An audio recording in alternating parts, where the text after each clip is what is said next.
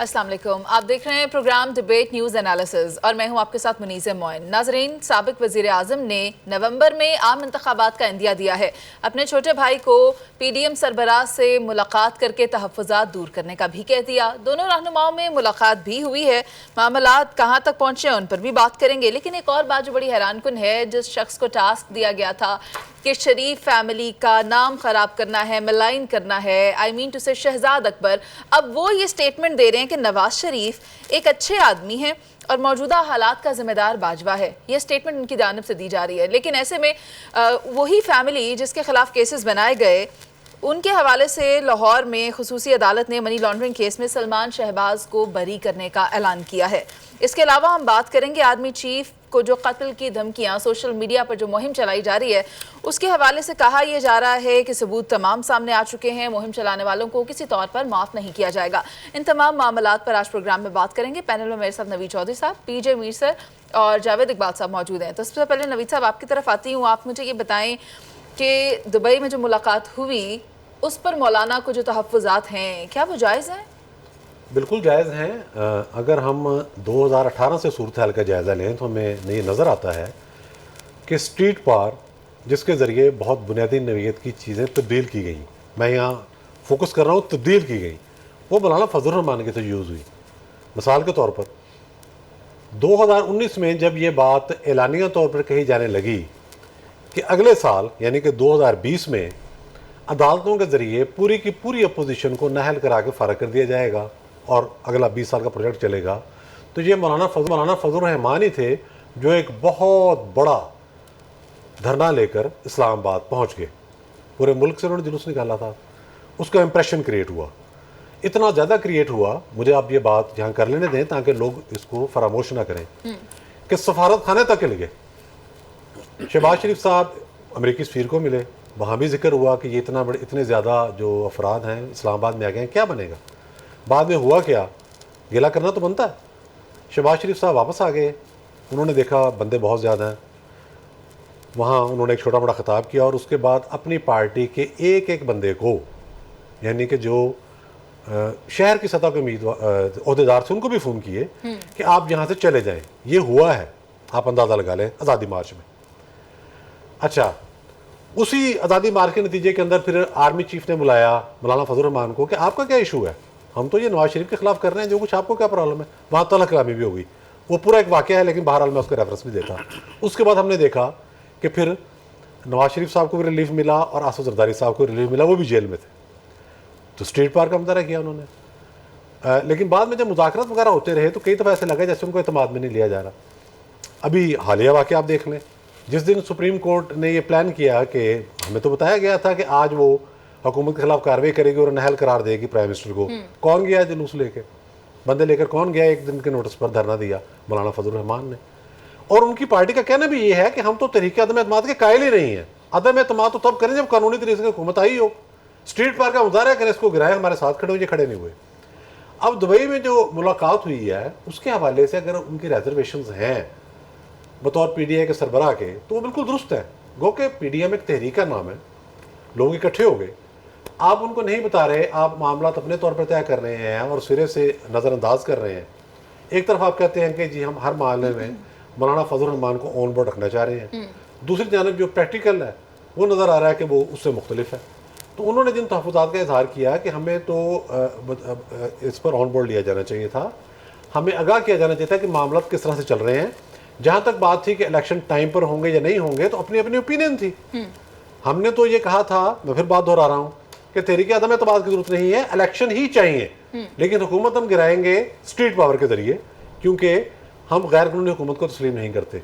तो अब अगर असम्बली अपनी मुद्दत पर टूट जाती है तो इलेक्शन टाइम पर होने चाहिए, उसकी कंपेन चलनी चाहिए। और इस हवाले से जो चीज़ें तय की जा रही हैं, जो बज़ाहिर इंप्रेशन ये है कि पाकिस्तान पीपल्स पार्टी और पाकिस्तान मुस्लिम लीग नून आपस में तय कर रहे हैं, इसमें आप हमें भी ऑन बोर्ड लें। तो इसका नवाज शरीफ साहब ने फिर फौरी तौर पर नोटिस लिया और उन्होंने अपने भाई को कहा कि आप बुलाएं और बात करें। आज फिर बातचीत हुई है। हाँ। लेकिन जो तहफ़्फ़ुज़ात थे वो उनका दुरुस्त है, बिल्कुल दुरुस्त है। नवीद चौधरी साहब, यही तो तहफ़्फ़ुज़ात थे उनके मौलाना फजल रहमान साहब के दो बड़े जो मुलाकात कर रहे हैं, तो फिर पीडीएम का बीच में क्या रोल है, उसे भी तो एतमाद में लिया जाना चाहिए ना इंतखाबात के हवाले से जो फैसला किया जाए। तो जावेद साहब, आपको क्या लगता है, नवाज शरीफ साहब तो कह रहे हैं कि नवंबर में इंतखाबात का, लेकिन क्या इंतखाबात होते नजर आ रहे हैं?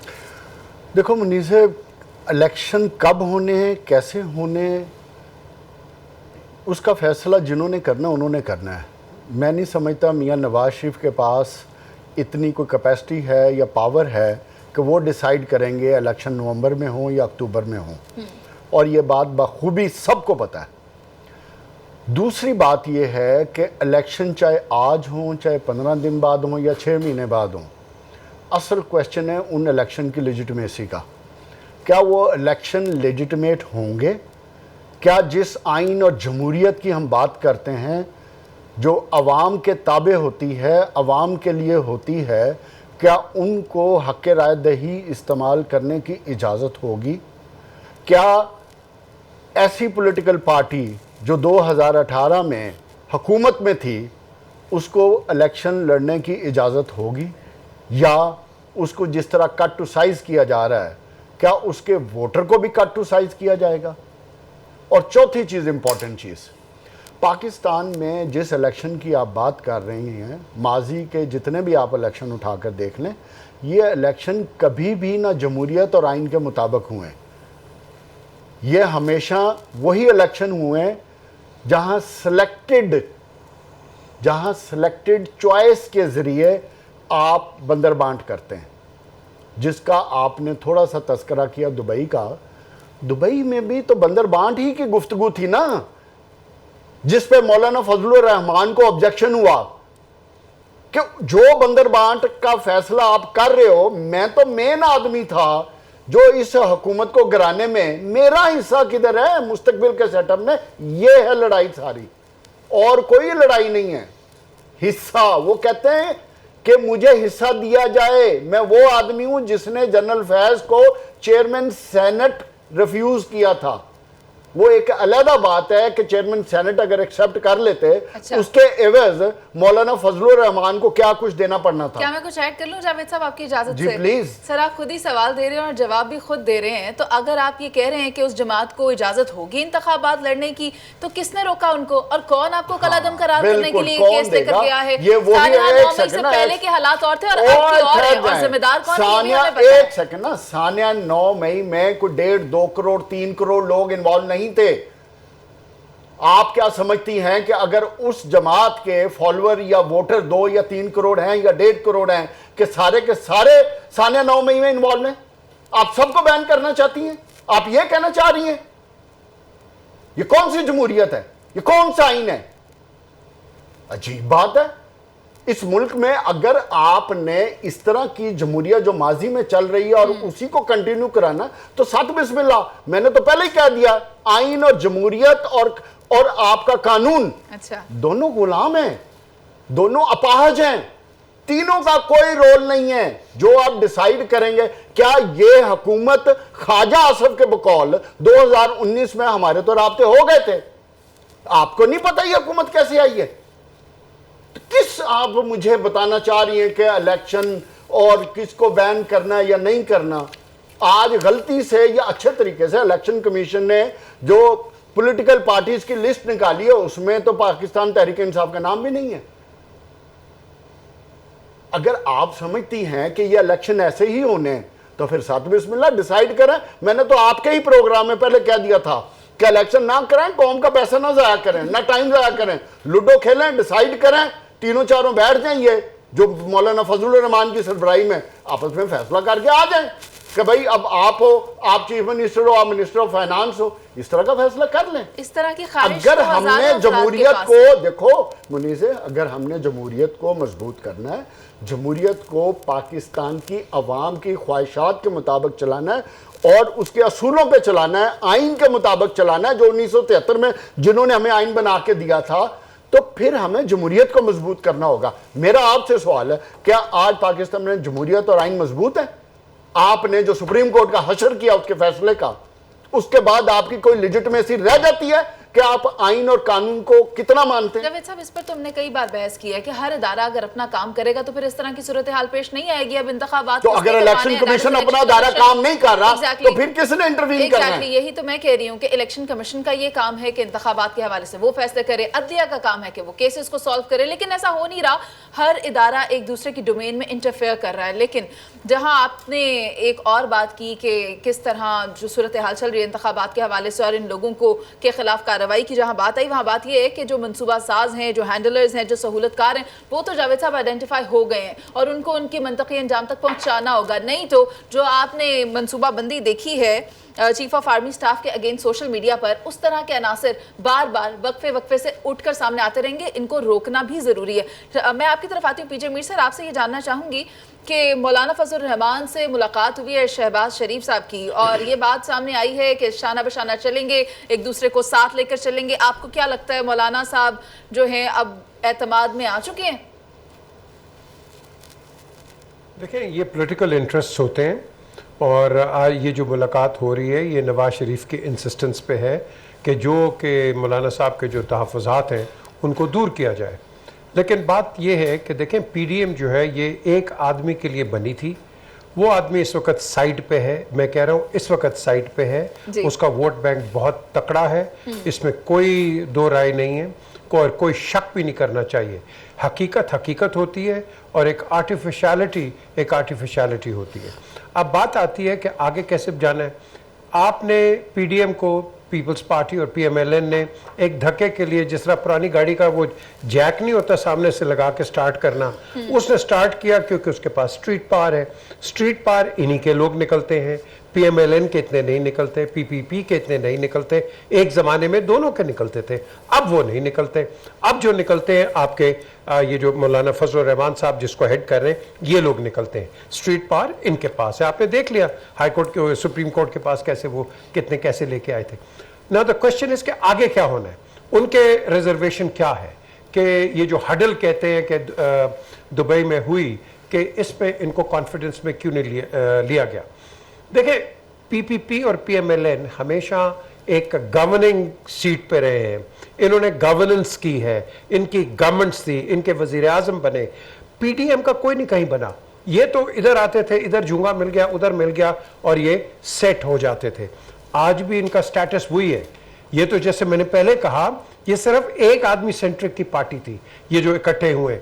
अब इलेक्शन के अंदर पीपीपी का अपना मंशूर है, पीएमएलएन का अपना मंशूर है, फ्रंट लाइन पे पीएमएलएन है, जो मैं कह रहा हूं, क्योंकि बाद में जो तनकीद अभी जब आएगी as the elections get near, तो हेड कौन होगा? पीएमएलएन।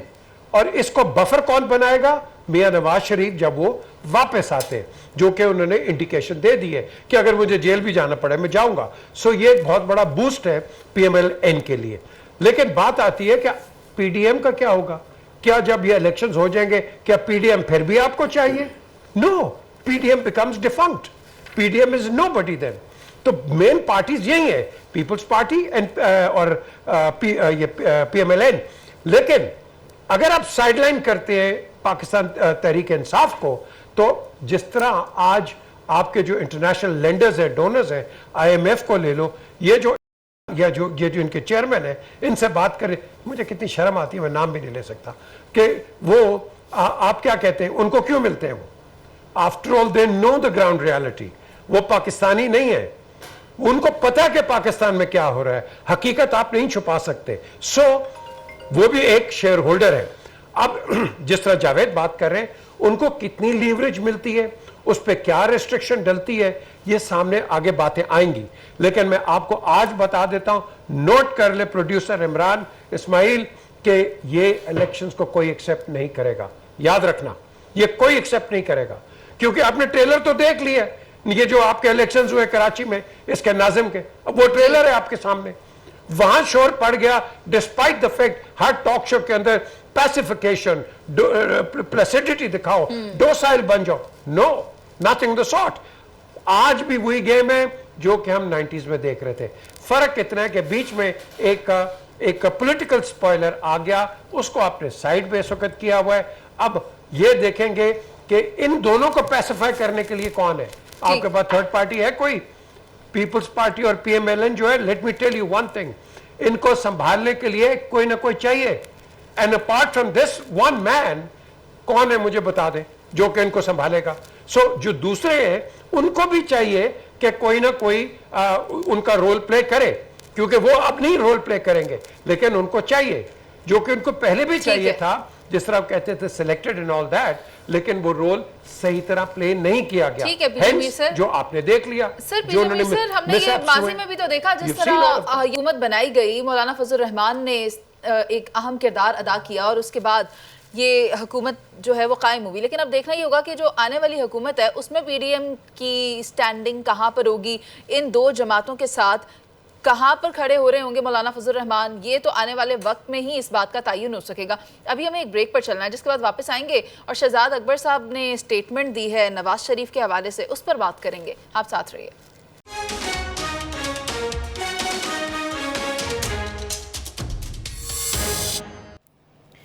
Welcome back. शहजाद अकबर साहब कहते हैं कि नवाज शरीफ अच्छे आदमी थे और जो टास्क दिया गया या जो हालात ख़राब हुए वो उनका ज़िम्मेदार बाजवा है, ये शहजाद अकबर साहब की जानिब से कहा जा रहा है। और एक और बात जिस पर हमें बात करनी है इस सेगमेंट में वो है कि खुसूसी अदालत ने मनी लॉन्ड्रिंग केस में सलमान शहबाज को बरी कर दिया है। तो मैं चाहती हूँ पीजे सर आप मुझे ये बताएं कि किस तरह पहले केसेस बना दिए जाते हैं और फिर उन्हें उसमें ज़मानतें मिल जाती हैं, बरी भी हो जाते हैं। क्या वो केसेस इतने सॉलिड नहीं बनाए जाते या फिर टारगेट करके वो केसेस बनाए जाते हैं? देखें, सबसे पहले जब आप शहजाद अकबर का नाम लेते हैं तो इन साहब ने पाकिस्तान तहरीक इंसाफ को तोड़ने में बहुत बड़ा रोल प्ले किया है, बहुत बड़ा रोल। जहांगीर तरीन से पूछें, ये जो differences between Jahangir Tareen and the chairman of the Pakistan Tehreek Insaf, ये इन्होंने बनाए, इन्होंने और इनके प्रिंसिपल सेक्रेटरी आजम खान ने। जहांगीर तरीन से पूछे आप, वो आपको बताएंगे। Jahangir Tareen was always in a reconciliatory mode और Imran was probably as well, लेकिन बीच में कुछ भी अगर ये मैं समझता हूँ जहांगीर तरीन आ जाते वापस या एटलीस्ट एडवाइजरी पोजीशन में, या उनके जो वो कोल्ड जो एक सिचुएशन चल रही थी वो ना चलती, तो पाकिस्तान तहरीक इंसाफ बहुत उससे फायदा उठा सकती थी। बात आ गई, अब वो ऐसे स्टेटमेंट्स दे रहे हैं कि जब उन्होंने नवाज शरीफ के बंदे पकड़ के अंदर कर दिए और उसके बाद अब कहते हैं नहीं जी नवाज शरीफ तो बहुत अच्छे आदमी थे, और जनरल बाजवा का नाम लेते हैं जो कि अभी डिफेंड नहीं अपने आप को कर सकते। और भाई पहले बोलते ना खुल के, जब जनरल साहब चले गए तो सारे जनरल साहब के उनकी कमर के ऊपर चढ़ गए कि हाँ जी जनरल बाजवा ने बेड़ागर कर दिया, ये कर दिया। What kind of a people are they यार। आदमी चला जाता है तो पीछे आप उसको गालियां देते हैं और पता नहीं किस किस अल्फाजों से याद करते हैं। यार कुछ तो शर्म करो, कुछ शर्म करो। गलतियां होती हैं लेकिन गलतियां वो होती हैं कि सामने बात करो। वो हामिद खान साहब ने जी नवाज शरीफ के साथ ज्यादती हुई, हामिद मेरे भाई I have a lot of respect for you, तो ये पहले बोल देते ना, बाद में क्यों 6 साल के बाद? अब सारे नवाज शरीफ की फेवर में बात कर रहे हैं और उससे पहले नवाज शरीफ के उन्होंने महाज खड़े किए हुए थे। क्यों? Why? What was the reason for it? क्यों? कि मुझे कोई, जिस तरह अभी इन्होंने शहजाद ने कहा है कि इसको फैसल वारदा को टॉफी मिल गई है, क्या इनको टॉफियां मिल गई थी पहले कि ये चुप हो, बात ना करे, और ये वो कहते हैं ना मिट्टी पाओ, मिट्टी पाओ। यार आपने एक आदमी को life political imprisonment they the for what ever reasons, is that right? जो कि आज आप इस चेयरमैन के साथ कर रहे हो, ये क्या है? आई मीन ये क्या चीज है? जो भी आपका लीडर जाता है आप उसको नेशनल ट्रायल पे लगा देते हो। जरदारी को आपने 11 साल हर किस्म के तमगे दे के, उस बेचारे के 11 साल कौन देगा वापस? मुझे बताओ ना आप। नवाज शरीफ का टाइम कौन वापस देगा? आज जो इसके साथ हो रहा है इसका टाइम कौन देगा? क्या हमारे पास यही रह गया? पॉलिटिकल वेंडेटा, जो हमेशा से होती आ रही है और इसको सुधारने के लिए पता नहीं कितना पीछे जाना पड़ेगा। मैं गुफ्तगू नवीद चौधरी साहब आपकी तरफ लाना चाहती हूँ। हामिद खान साहब का स्टेटमेंट आपने देखा, फिर एपेलेट कोर्ट का फैसला आपने देखा, और अब आप शहजाद अकबर साहब का बयान देख रहे हैं, तो इन सब का मकसद क्या है? अपने वक्त पर क्यों नहीं ये बातें की गई, आज की जा रही हैं? देखिए ये गैंग ऑफ क्रूक्स जो था ना, गैंग ऑफ क्रिमिनल्स, ये पाकिस्तान में मुसल्लत किया गया था, तो उसके ही ये करता धरता थे और हमेशा से ये एस्टेब्लिशमेंट के लिए काम करते रहे। शहजाद अकबर ये कोई वकील भी नहीं है। मैं तस्दीक करता चलूँ, बुशरा बीबी की इंस्ट्रक्शन थी कि जहांगीर तरीन को पार्टी से निकालना है। उन्हें पता था वो कितने करीब हैं, फाइनेंस करते हैं, रेहाम की तलाक भी उन्होंने करवाई है, तो अल्टीमेट ये होगा कि मेरे मामला पर असरअंदाज होंगे। ये थी वाहिद वजह। अच्छा, तो ये तो एक चपरासी और नौकर टाइप आदमी था, इसको आर्डर मिला कि तुमने ये करना है। आपको पता है कि सारे मामला वहाँ बुशरा बीबी रन करती थी, ये क्लियर कर ले मामला। इसको ऑर्डर मिला तो उसने काम करना शुरू कर दिया। केसेस कैसे बनते हैं? देखिए, केसेस के दो तरीके हैं। पाकिस्तान में करप्शन होती है, बेताशा होती है, लाकानूनियत होती है, बेताशा होती है। भाई जज आपके हैं, नैब आपका है, एस्टेब्लिशमेंट आपके साथ है, एजेंसियां, जो फैज हमीद जैसा जनरल खड़ा हुआ है, आप साबित कर लें अदालतों के अंदर ला के सुनाए और मामलों को आगे ले जाएं। आप साबित नहीं कर सके मुकर्रर वक्त में, उसको आपने जैसे भी यूज़ किया वो एक और बात थी। ये कह देना कि ये जो ताज़ा बैठा हुआ है ये बड़ा नेक है, भाई वो पाकिस्तान पर उसके साथ पर हमले करवा रहा है।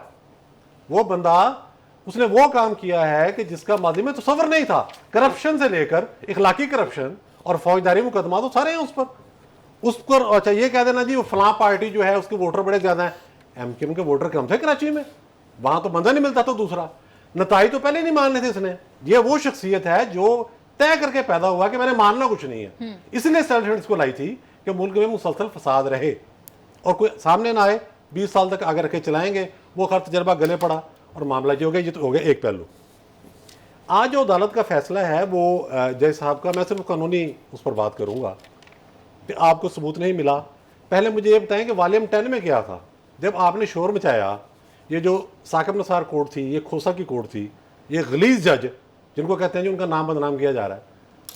वॉल्यूम 10 जब वो अपोजिशन में आ गए नून लीग वाले, उन्होंने कहा जी वॉल्यूम 10 खोलो, लाओ सामने है क्या वॉल्यूम 10। ये अमजद शुएब जैसे घटिया लोग चैनलों पर बैठ के बकवास करते रहे, पूरा प्रोपेगेंडा था।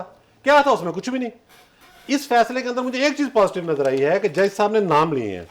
उन्होंने कहा शहजाद अकबर मुशीर एहतसाब साबक, DGFI सनाउल्लाह अब्बासी साबक हो गए। अब्बासी तो पाकिस्तान में है, शहजाद अकबर फरार हो गया और पिछली हुकूमत ने फरार कराया, PTI की हुकूमत ने, कि हमारे काले करतूत के बता देगा। उन्होंने कहा तफ्तीशी अफसर जो है अली मर्दान उसका नाम है, deputy director Umaid Arshad Bhatt, deputy director SN Ali Hani, deputy director law Manazza Shaheen Sahiba. जज ने कहा है इनके खिलाफ कार्रवाई करो। अब हुकूमत करे, ये अदालती आर्डर है, इसको मानना होगा। हम तो कहते हैं भाई जब गलत केस बनते हैं तो उस पर कार्रवाई होनी चाहिए। ठीक है, मुझे ये बताएं कि खुसूसी अदालत ने मनी लॉन्ड्रिंग केस में सलमान शहबाज को बरी कर दिया। सबसे पहले तो पाकिस्तान की 28 करोड़ कौम को जेलों में डाल देना चाहिए, इसलिए कि 2008 आपका में करोड़ कभी बढ़ जाता है कभी कम हो जाता चले आपका जो करोड़ बनता वो बना लें। अच्छा, 2008 में पाकिस्तान का टोटल कर्जा 33 अरब था और आज 140 अरब डॉलर है। तो सबसे बड़ी मुजरम तो ये कौम है, क्योंकि हमारे हुक्मरान तो पाक साफ हैं, नेक हैं। इनसे बड़ा दीनदार, इनसे बड़ा ऑनेस्ट बंदा दुनिया के तख्ते पे नहीं है। इसलिए तो पाकिस्तान का ये हाल है कि ये कौम मुजरम है जो इस मुल्क का 110 अरब डॉलर खा गई। कौन सा डैम बना है? क्या बनाया आपने इस मुल्क का? रेलवे का निजाम आपका बर्बाद हो गया, स्टील मिल आपकी बंद हो गई, PIA आपका कूड़ा कबाड़ हो गया। आपके पास पानी जखीरा करने की एक जगह नहीं है। लाहौर डूब गया, जहां पूरे पंजाब का 60% आपने बजट लगा दिया, सिर्फ शोशा के काम किए, अंडरग्राउंड को काम नहीं किया। मुजरम सलमान शहबाज या शहबाज शरीफ या नवाज शरीफ या शहजाद अकबर नहीं है, ये तो ईमानदार लोग हैं। इनकी तो ईमानदारी की कसमें खाई जा सकती हैं। मुजरम तो ये कौम है। ये अदारों का हाल देखें। इस हुकूमत के आने से पहले ओपन एंड शट केस होता है, फर्द जुर्म आयद हो रही होती है। जैसे ही हुकूमत बदलती है साथ ही हर चीज पाक साफ नीट एंड क्लीन हो जाती है। जिस मुल्क में जमहूरियत, आइन और कानून और अदलिया का ये हाल होगा, उसमें सिर्फ मुजरम कौम ही होगी। मुजरम कभी भी ये ईवान इक्तदार में बैठे हुए लोग नहीं हो सकते। अजीब बेवकूफ हैं हम।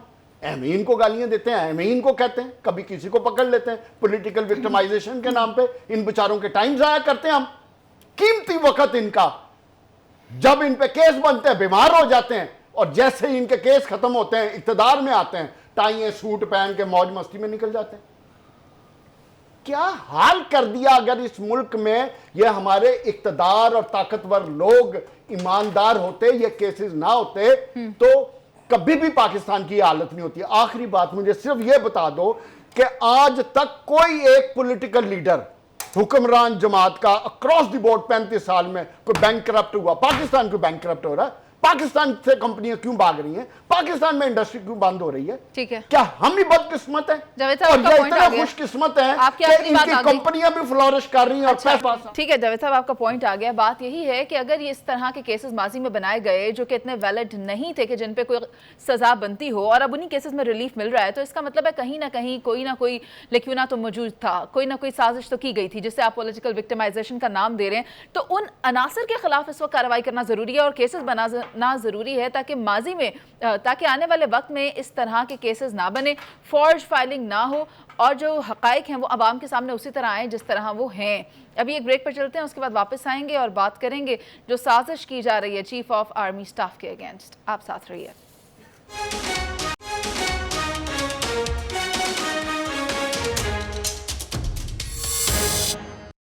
Welcome back. आर्मी चीफ को कत्ल की धमकियां देने का जो मंसूबा है वो बेनकाब हो चुका है, और इस हवाले से कहा यह जा रहा है कि जो मंसूबा साज हैं उनके खिलाफ कार्रवाई की जाएगी ताकि ये फेल दोबारा ना दोहराया जा सके। मैं चाहूँगी नवीद चौधरी साहब, आप मुझे ये बताएं कि ये खाली बातें ही होंगी या फिर कोई कार्रवाई भी की जाएगी इनके अगेंस्ट? आपकी वजह से सिर्फ 30 सेकंड में लूंगा आपके। जी, पाकिस्तान में सबसे ज़्यादा करप्शन पीटीए के दौर में हुई।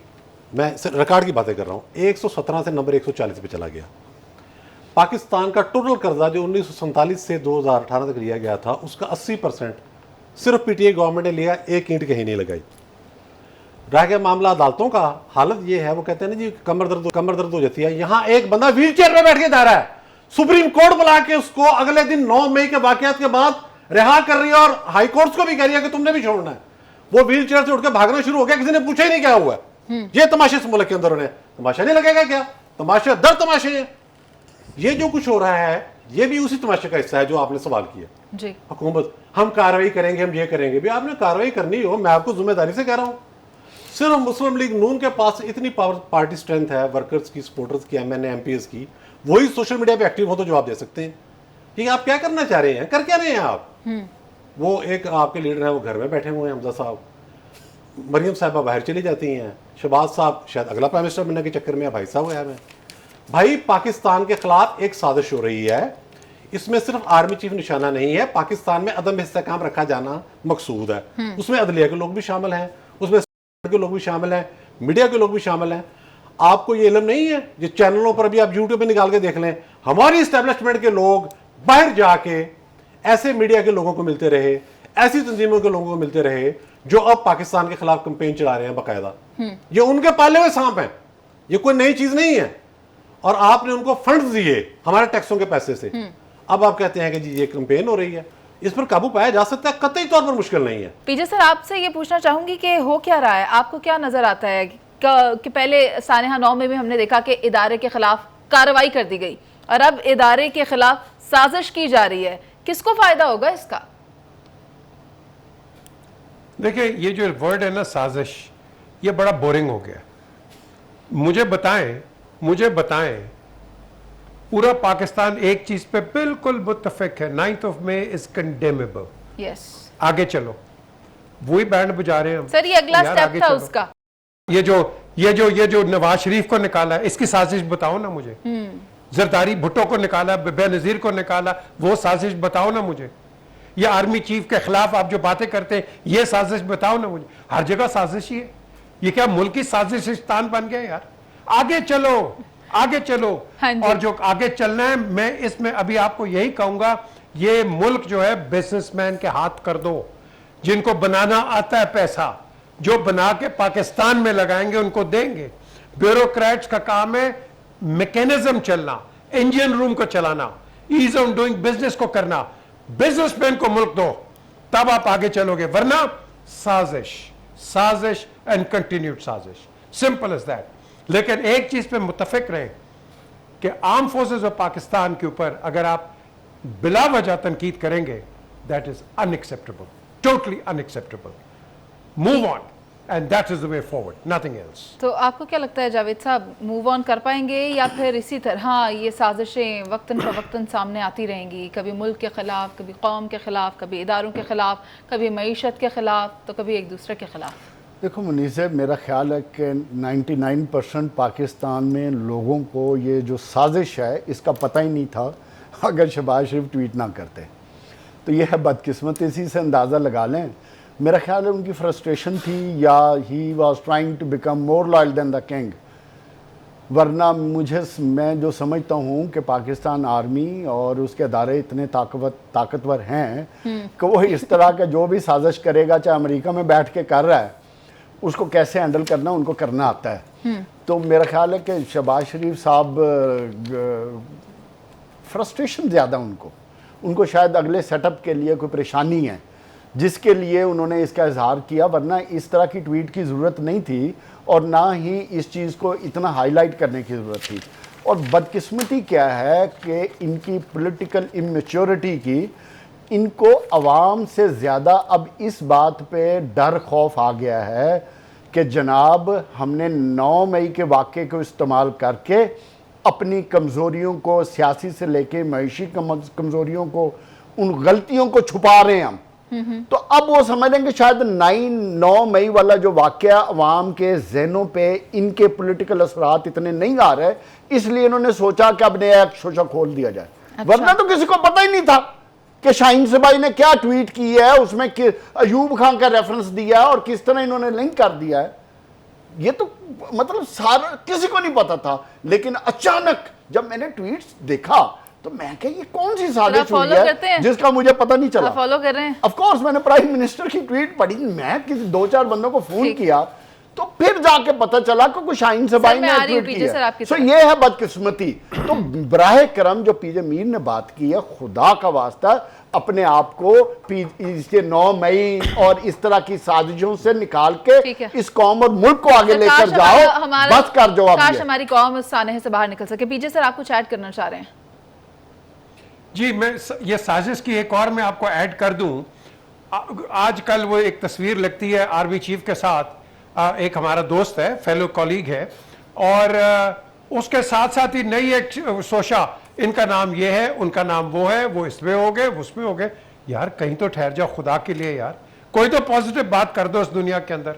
नहीं, साजिश, कंस्पिरेसीज, ठीक है, हम इसके अंदर मुलव्वस हैं और कौन को भी मुलव्वस कर दिया है। ठीक है, हमने क्लीन शीट करनी है to take the country forward, मुनीसे, and that's all I have to say, and let's please all work on it. बहुत शुक्रिया आपका पीजे सर। नवीद चौधरी साहब, बात ये है शर को हमेशा के लिए खत्म किया जा सके। प्रोग्राम का वक्त खत्म हो गया, आपसे इजाजत अलाने के बाद।